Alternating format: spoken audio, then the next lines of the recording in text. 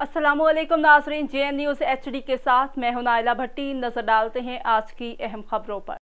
आपको ले चलते हैं बहावलपुर, जहां दूसरे शहरों की तरह बहावलपुर में भी अवाम ने साबिक वज़ीर आज़म इमरान खान पर हमला करने के खिलाफ दरिया सतलुज पुल ब्लॉक कर दिया। शुरका का कहना है कि हमारे लीडर इमरान खान की जान लेने की कोशिश की गई है। बहावलपुर के PTI कारकुन इमरान खान लोधी का क्या कहना था, आइए आपको सुनवाते हैं।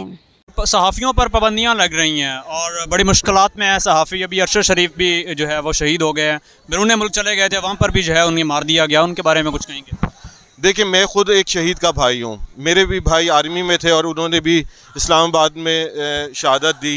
इस्लामाबाद लाल मस्जिद ऑपरेशन में शहीद हुए थे कैप्टन सलमान।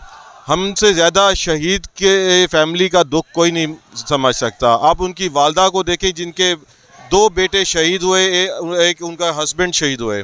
आपने उस माँ के दुख के आप क्या अंदाज़ा लगा सकते हैं? हमने अपनी माँ को उस कैफियत में देखा है जो इनकी अरशद शरीफ की माँ की इस वक्त कैफियत होगी।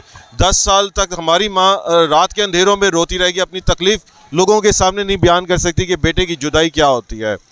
मतलब आपको एहसास नहीं हो रहा कि आप अपने शोधा की फैमिलियों को तहफ़्फ़ुज़ देने के बजाय आप उनकी जान लेने पे उतरे हुए हैं, या आप उन लोगों को सपोर्ट करें जो हमारे शोधा की फैमिलीज़ की जान ले रहे हैं।